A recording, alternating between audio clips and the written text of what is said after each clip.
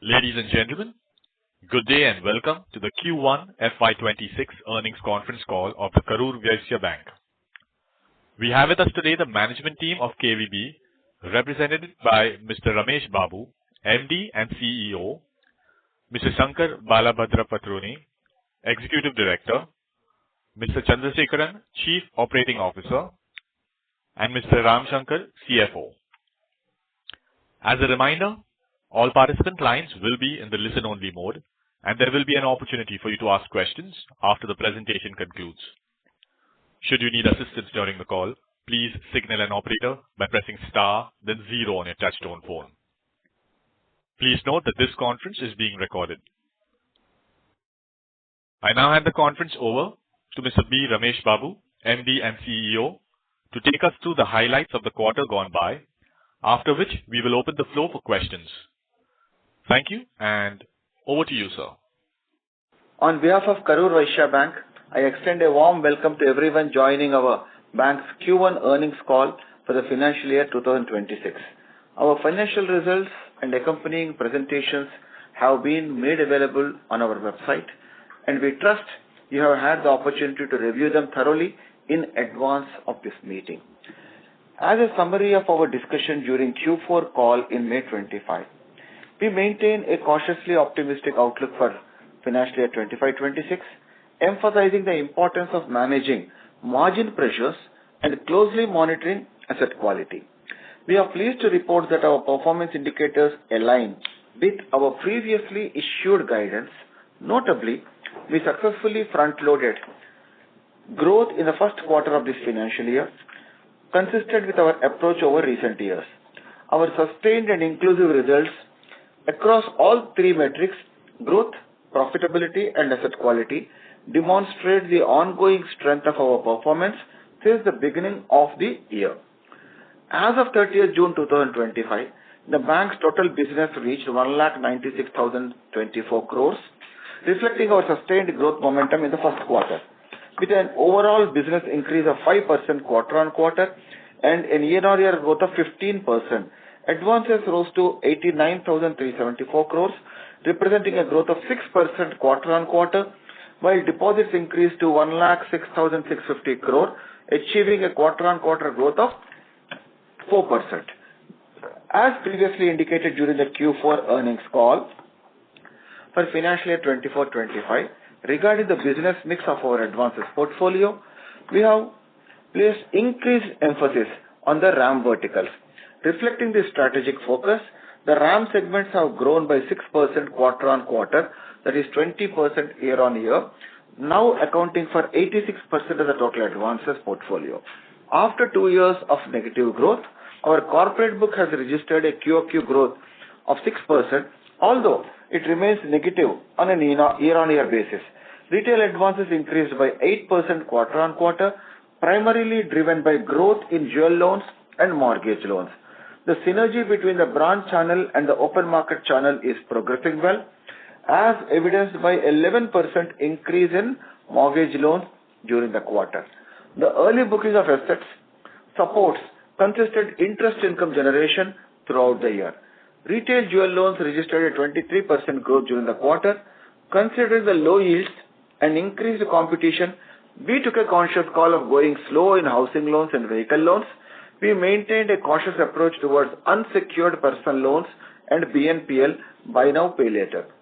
During this period, the vertical is planning to come out with products in affordable home loans by sourcing as well as by co-lending model. It has also identified 144 branches to focus more on mortgages under the branch channel. The commercial business segment demonstrated a 5% growth over the previous quarter, driven by higher disbursements in both small business group and business banking group, 30% quarter-on-quarter. As part of our ongoing re-engineering initiative for small business group, SBG coordinators have been appointed at divisional offices to provide enhanced support to the branches. Despite various challenges, the agriculture portfolio recorded a growth of 4% during the quarter. Agri jewel loans constituted 91% of the total portfolio, and other agri loans constituted 9%. LTV of agri jewel loan is 64.28%, indicating availability of sufficient margins. The Reserve Bank of India has issued directions regarding lending against gold and silver collateral, which is expected to be beneficial for us. Implementation of that is currently underway. A favorable monsoon in many regions is projected to further stimulate growth in this segment. While we remain cautious regarding the MFI segment, coverage under CGFMU has commenced from April 1st, 2025. The corporate and institutional loan portfolio experienced a 6% increase during the quarter, primarily driven by heightened disbursements in real estate, food processing, and NBFCs. Increased growth percentage is also on account of lower corporate portfolio base. Additionally, the vertical continued to invest in corporate instruments of entities to lock the yields, utilizing these as credit substitutes. The bank's liability business constitutes to 54% of the total business of the bank. Deposit growth remains a primary strategic focus for the bank, with the past 2 years featuring numerous initiatives such as the establishment of the CASA acquisition channel, enhancement in CASA products, and deepening teams in the branches to protect the ETB book. Total deposits increased by 4% during the first quarter, driven by gains in both retail term deposits and CASA. CASA balances grew by 5% over the same period. The CASA acquisition team has made significant progress in acquiring premium NTB customers. Our new products contributed to 56% of the CASA NTB book growth during the quarter. The team is focusing on Gen Z and startups by offering personalized products, and for premium customers offering exclusive options. The team is actively engaged with the customers during the first 90 days of the boarding. That is the sales team what we thought. So onboarding to identify their needs and cross-sell suitable products. And after that, these customers will be handed over to the branches, which will be nurtured by the branches. Regarding ETB customers, targeted engagement by the branch sales and service executive teams at branches and a strategic emphasis on reactivating inoperative accounts contributed to higher book balances. Additionally, more than the anticipated end of the quarter inflows into current account to some extent, so further supported overall deposit growth. Retail deposits increased by 5% during the quarter. Despite the reduction in rates for special deposit scheme, inflows into RTD remained steady. During the first 2 months, we canvassed for retail term deposits to fund the advances growth, which was front-loaded. This has enabled us to have some sizable growth in retail TD, as customers knew that interest rates are going to come down. They too were anxious to lock their interest rate, which we took advantage of that too. This has contributed to a decrease in reliance on bulk deposits throughout the quarter. Regarding margins, we had provided guidance in the range of 3.7 to 3.75 for financial year 26. Although we anticipated a rate cut of 25 to 50 basis points during the quarter, the actual reduction was 75 basis points. I am pleased to report that we could successfully navigate the quarter and maintained our net interest margin at 3.86%, representing a decrease of 19 basis points from the previous quarter, as there will be lag in reduction in the corresponding interest rates of deposits, which is in line with the industry trend. The cost of deposits increased slightly by 3 basis points on a sequential basis, as majority of the growth has come from term deposits rather than the CASA. The overall cost has increased, and majority of repricing is anticipated to occur between September and November for the time deposits. We expect the cost of deposits to remain stable at current levels over the next quarter. Additionally, savings account rates for one segment, which is the lowest segment, were also adjusted downwards during the quarter, and we are likely to reap the benefit from Q3 onwards to start with. The yield on advances declined by 21 basis points during the quarter. Our loan portfolio comprises 53% EBLR linked loans and 35% MCLR linked accounts. Approximately 37% of the EBLR portfolio is expected to be repriced in the upcoming quarter. We anticipate a further reduction of 10 basis points in the yield on advances in the next quarter.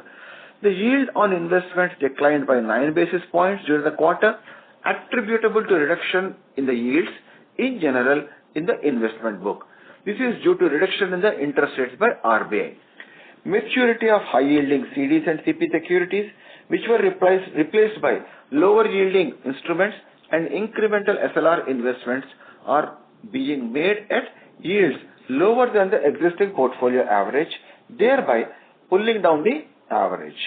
With the current visibility, as guided during Q4 results, Concall, we endeavor to maintain our full-year guidance for net margin at 3.7 to 3.75 for the financial year 2025-26. We anticipate that a reduction in the cost of deposits will become more apparent by the end of third quarter, contributing to an improvement in overall NIM by the year end. The operating profit for the quarter was at 805 crores, reflecting an 8% increase compared to the same quarter in the previous year, but a 3% decline sequentially. Non-interest income for the period stood at 447 crore, down from 509 crores in the previous quarter. Recoveries from written off accounts amounted to 78 crores compared to 182 crores in the prior quarter. This decrease was partially offset by treasury gains of 79 crores during the quarter, up from 16 crores previously. We had guided recoveries from the written off accounts would be similar to last year, and the recoveries would not be even every quarter. This point also we have guided during last call, but overall during the year, the recoveries would be around 600, which we feel we will be able to achieve. Our operating expenses for the quarter stood at 721 crores, representing a sequential decrease of 42 crore, with planned recruitments having been completed last year. Establishment expenses remained stable at 365 crore. Other operating expenses were effectively controlled at 356 crore. The cost-to-income ratio for the quarter was 47.22%, which remains within the guided range of less than 50%. Net profit for the quarter was at 521 crore, an increase of 2% quarter-on-quarter and 14% year-on-year. During the quarter under review, an allocation of 118 crores was made towards the NPA migration, standard assets and restructured assets, resulting in a credit cost of 0.54 basis points annualized. No additional accelerated provisions were required this year, as adequate buffers have already been established over the past 2 years. Gross slippages for the quarter amounted to 189 crore, representing 0.21%. On an annualized basis, it comes to 0.84% of the loan book. Though there is a spike in SMA 30 plus levels from 0.43 to 0.6 year-on-year basis, through ongoing diligent account monitoring, we are confident in our ability to maintain the slippage ratio below 1% levels, as we have previously indicated. Owing to reduced slippages, improved recoveries and upgrades, as well as write-offs, our gross NPAs have declined sequentially from 0.74 to 0.66. Our net NPA remains steady at 0.19, and we are committed to maintaining net NPA below 1% of our portfolio. The proportion of our standard restructured loan portfolio has further decreased to 0.57% of our total loans and continues to perform satisfactorily. At present, we do not anticipate any significant setbacks or slippages within this segment. Notably, a substantial portion is secured by collateral, and we maintain a provision of 42% for this portfolio. The ROA for this quarter stands at 1.73%, slightly better than the previously guided range of 1.55 to 1.65%. Our CRAR Basel III continues to be healthy and is at 17.36, providing us comfortable headroom for growth. Our liquidity coverage ratio continues to be well above the regulatory requirement of 100%. Our bank has successfully completed 109 years and is now entering its 110th year this month. I am pleased to announce that today the board have proposed a bonus issue of 1:5, that is 1 share for every 5 shares held, subject to the approval of the shareholders. Now, challenges are what make life interesting. Overcoming them is what makes life meaningful, as noted by Joshua J. Marine. Despite some challenges, we began the first quarter on a positive note. Our team has demonstrated resilience in sustaining growth, and we remain confident in our ability to continue this momentum throughout the remaining quarters. As we enter our 110th year, we honor our history while looking ahead to the future and reaffirm our unwavering dedication to serving as a trusted partner throughout every customer's financial journey. I would like to express my sincere gratitude to all our investors, analysts, and stakeholders for their continued confidence and ongoing support. We are committed to upholding this trust through continued strong performance in the future. To sum up, our guidance for the credit growth of above 2% over the industry growth continue for the rest of the quarters, and accordingly, deposits, how we need to maintain, accordingly the deposits will be raised. NIM for the full year will be in the range of 3.7 to 3.75. Our GNPA is expected to be less than 1.5 and net NPA at less than 1% and slippages to be less than 1% and cost to income we aim to have below 50%. So now I'll be glad to respond to your queries. Thank you all. Thank you very much. We will now begin the question and answer session. Anyone who wishes to ask questions may press star and 1 on their touchtone telephone. If you wish to remove yourself from the question queue, you may press star and 2. Participants are requested to use handsets while asking questions. Ladies and gentlemen, we will wait for a moment while the question queue assembles.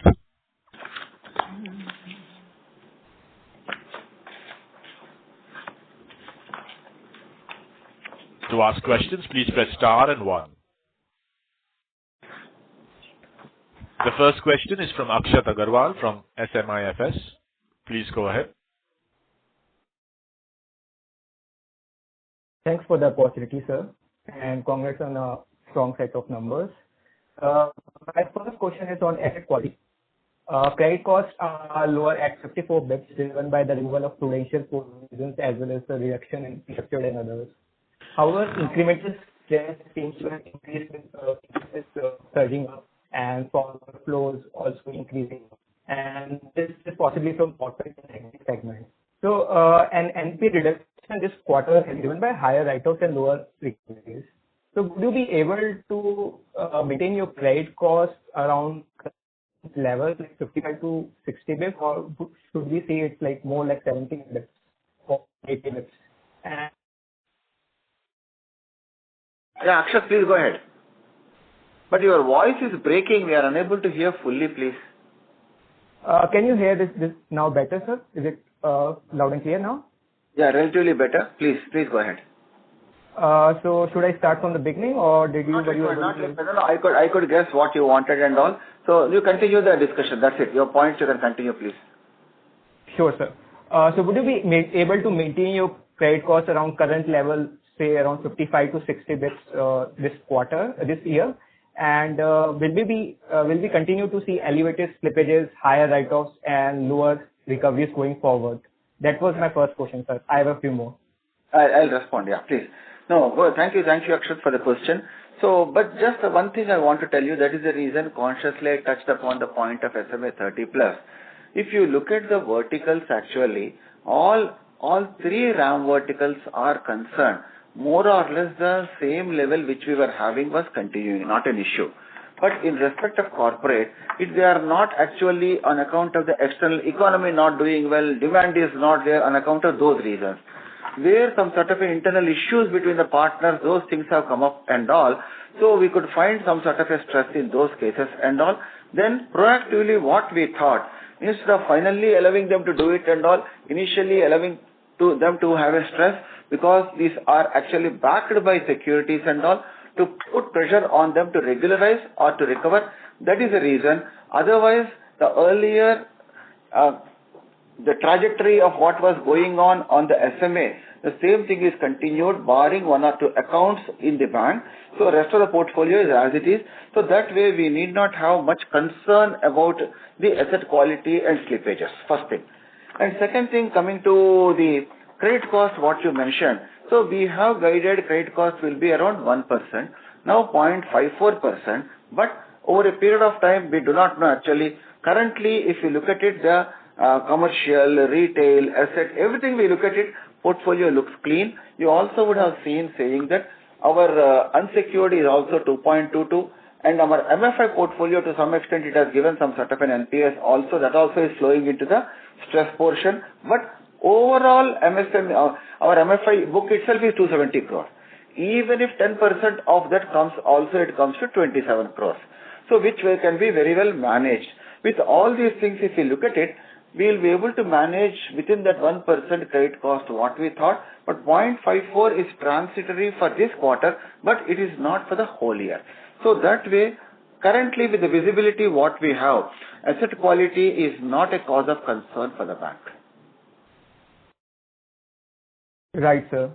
Thank you. My next question is on cost. Last quarter you guided around 50% for the full year, which you have maintained.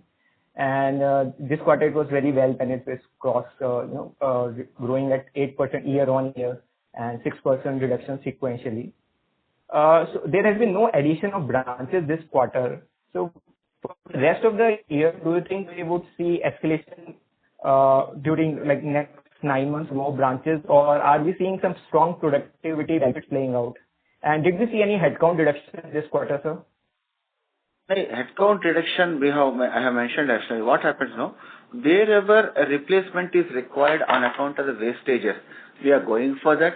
Otherwise, headcount, wherever we are adding on account of that, we can see a straight visible productivity for the numbers. Then only we are going. Back office are concerned, we are not going for any headcount.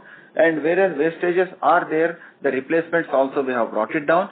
And fresh additions are concerned, we are very selective because majority of the recruitments, what all are required last year, we have done that.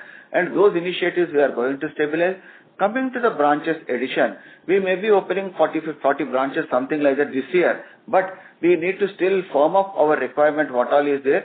So that way, cost is concerned, here and there it may be going. But correspondingly, what we feel, what we are incurring, you will be able to find the other side also, the income also will be there. That is the reason we have been indicating that our cost to income ratio will be 50. Suppose, if we do not incur the cost, now let us assume not opening the branches, and a saturation reaches for the rest of the branches, at that time suddenly we run around and open the branches, they will also take 1 or 2 years to stabilize and generate. So that way what we thought, on an ongoing basis, we need to open few branches. 3-4 years we were not opening. Last 2 years only we started opening. But even a branch also, earlier we were opening a fresh, full-fledged branch. Now we have modified our model. We are opening light branches where 3-4 people will be there, 3 people will be there. Majority will be focusing on the liability accretion and not focus on the advances. And the advances, the leads will be given to the hub branch. So this model started working, and we started taking people from the market also who have experience in the liabilities. So that way, few more light branches we may be adding that may add to the cost. But within all these things, we will find out our economics, how we are going to work out to have cost to income ratio less than 50. Right, sir. Thanks for that. Let me just put in one more question if that's all right.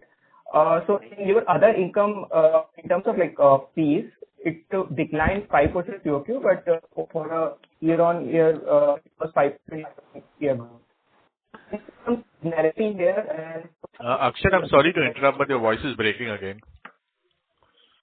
Is it clear now, sir? Is it better? Yes. Better. Yeah, please go ahead. Yeah. So, sir, in terms of fees, is there any seasonality in reduction quarter on quarter, 5%? And how should we see the base level going forward? And one more on names, sir. How many rate cuts are currently in terms of 100 basis cuts so far?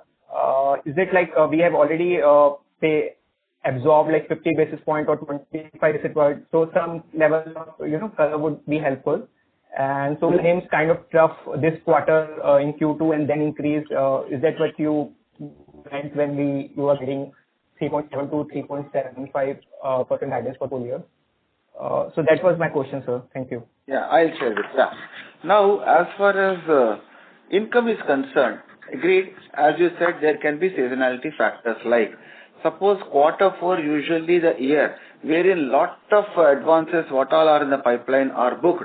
Naturally, the income levels of the quarter 4 will be usually high. But if you compare with last year, June 4, so we are up 239 has become 251, it's up by 5%. So that way seasonality plays a role to some extent. So second thing also, if overall if you look at the other income, our recoveries from the written off account, which were 182 crores last quarter, it has come down to 79, which I explained in my initial remarks that so overall for the year, it will be around 650 crores you may get it. So one quarter here and there may happen because the legality will be there, other issues will be there. But we feel that that amount of 650 will be able to get that. With that, the ROA of 1.55 to 1.65, what we have indicated for the whole year, we will be able to manage that. It should not be a problem. And above all, we are focusing more on the other income. Even the third party cross-sell income has gone up. And like that processing fee also, now that corporate we started building book, there also we started getting. With all these things, we will be able to make it up. It should not be a problem as far as fee income is concerned. Now coming to the NIM. So you agree that we already told that EBLR book another 37% needs to be repriced in this next quarter. And suppose if there is another rate cut somewhere and all, we cannot say on that. And above all, the deposits repricing will start only after the September for us. And that way, third quarter and fourth quarter, we will see some amount of repricing in the deposits. The CRR cut may not give much sort of a benefit for us as far as NIMs are concerned. So that way, we feel quarter 2 may be a tough quarter. But because there are so many moving parts are there, we will not be able to quantify a number for that quarter that way. But overall, we feel the end of third quarter, so we will start seeing the green shoots there. The pain what we are undergoing, all the industry, whole industry undergoing, that will be reversed by the end of December that way. So with that, overall we will be able to maintain 3.775. It may come down, but it may start going up partially in quarter 3 and again in quarter 4. The average may work out between 3 to 3.75. That's great, sir. Thank you. Just one question on corporate book. Will we see Akshat, really, I'll tell you, very, very difficult to hear. We are unable to hear. We are picking up some sort of a word here and there and all forming the question. I'm very sorry about that. Is it now better? So you have to remove your headset, please. Yeah. Is it better, sir? Absolutely. Okay. So, sir, in terms of corporate book, is it going to be positive book going forward, or is it continue to be, declining book as you had guided earlier? I'll tell you, it is a tactical book. Now, how we are able to raise the deposit, and above all, am I going to get the money there? Suppose out of anxiety because the credit growth for the industry is 9.6, and if other banks are anxious to book because lot of money is there with them, they lend at 8.25. We may not be in that business at all because the amount what we are getting, other 3 verticals, if I am able to make more money at 9.5, 9.75 and 10%, we may not go for that. So that way this year also, if we are able to make money on the corporate book, we will go ahead. And overall other segments we are able to make money, we will go there. The question is money has no color. Rupee is rupee for me. So that way I cannot give an assurance. For the sake of growth, we will not grow in corporate. Okay? Wherever bank is making money, the money will be put there. Right, sir. Thank you for answering all my questions. Thank you. Thank you, Akshat. Thank you. Thank you. Before we take the next question, a reminder to participants that you may press star and 1 to join the question queue. The next question is from Jay from ICICI Securities. Please go ahead. Yeah, hi, good evening, sir, and congratulations on a steady quarter. Sir, first question, just wanted to check. You said that 53% of the book is EBLR, and of which, 37% is has either repriced or yet to reprice. So how does it work, sir? I thought that EBLR reprices almost immediately. So why is that some book has been repriced and some is yet to reprice? Yeah. Thanks, Jash. Thanks for the compliments also. Second thing here, you see, EBLR book, though it is there are two components in the book, working capital as well as term loans. As far as working capital is concerned, the repricing will happen immediately, 1 day, 2 days, whatever is the lag and all.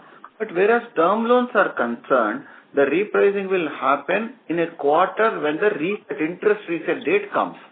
So that way, if you look at it, a part of the term loan book has been reset during the quarter one, and the rest of the book has to be reset in August, July and August. So that way, by end of August, we'll have an absolute clarity of the book. So working capital has been completed. Now term loan book only partially reset. It has to be reset now in next 2 months.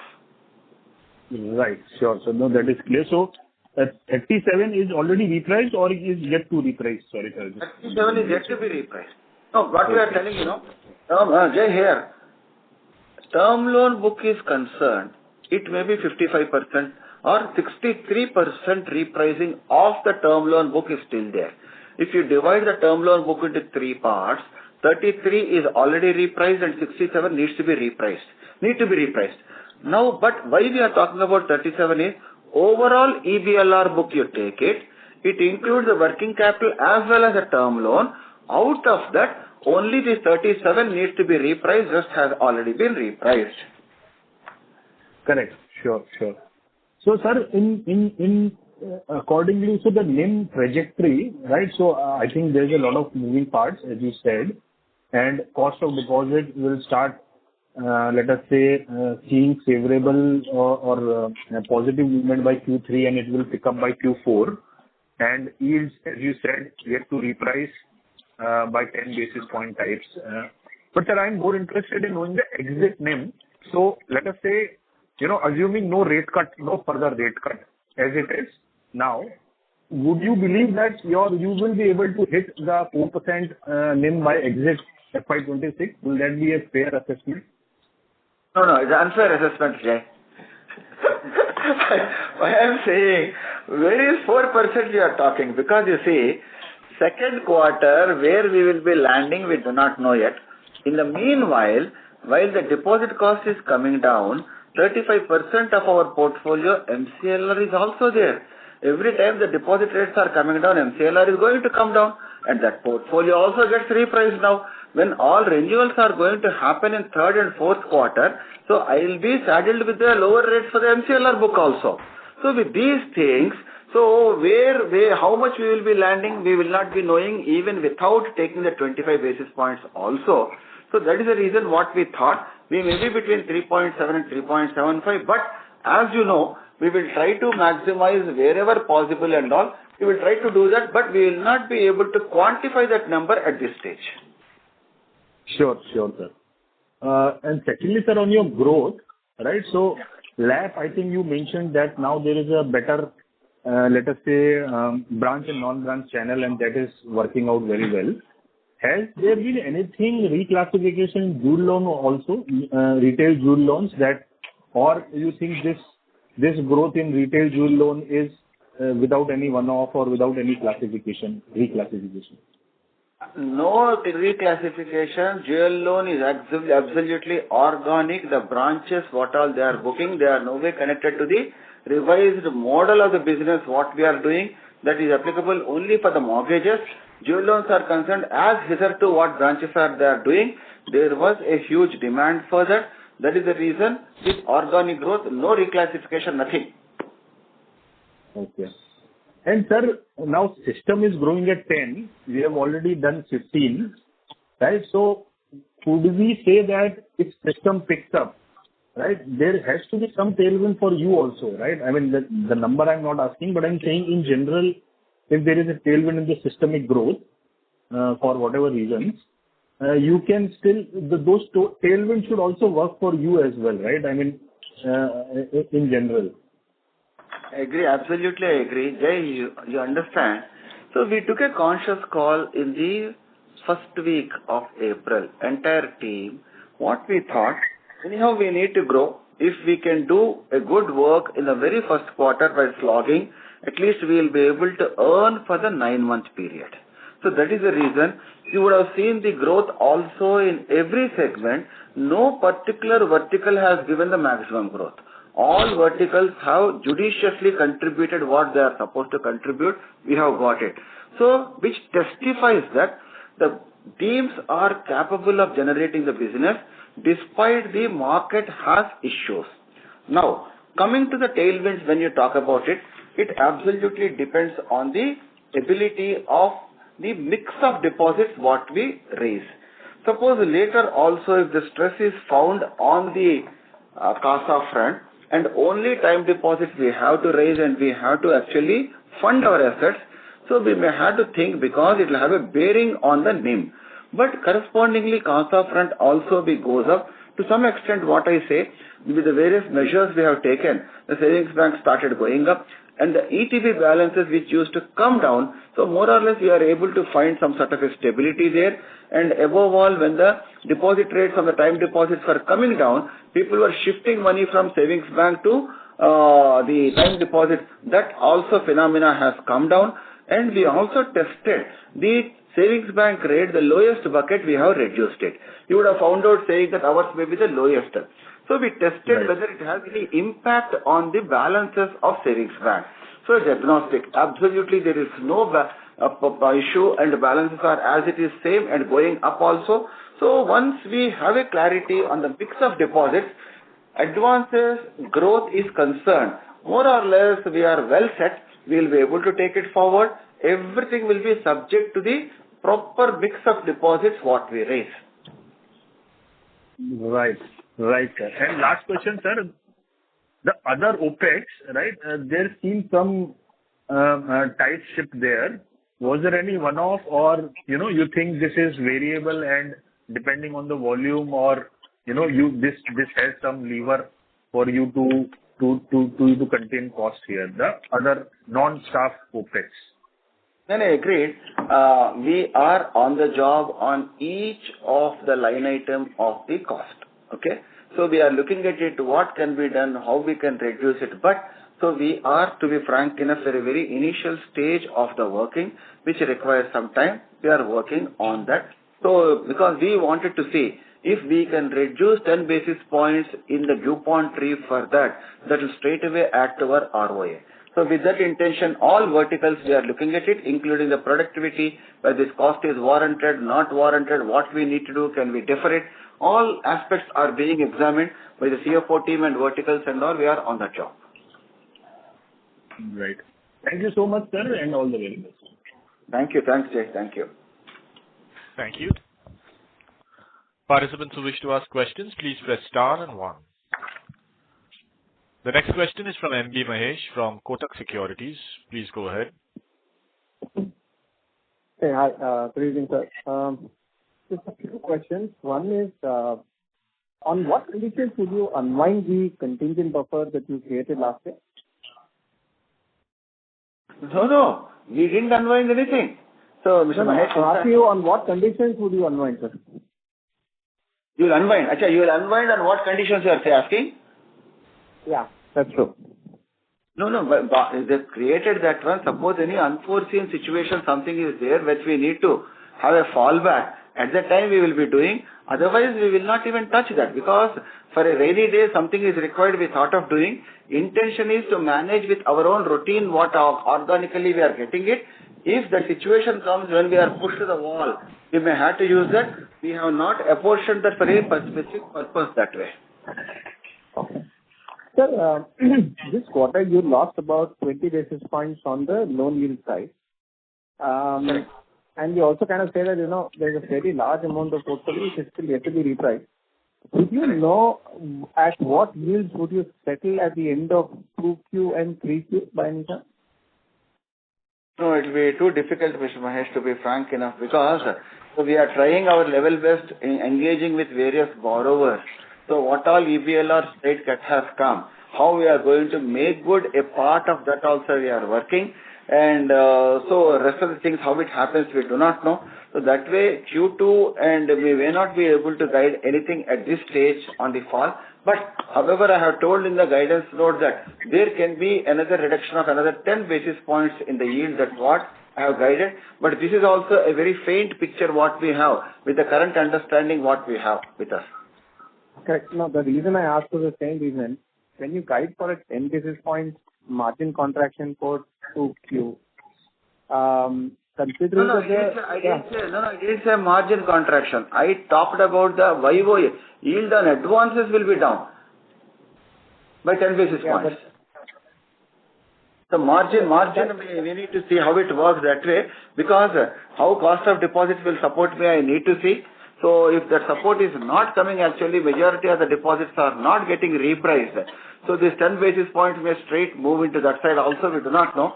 So all these permutations, combinations we need to work out only while going through, only we'll be knowing. Okay. And last question, what are the peak savings rates that you cut in the term deposit rate?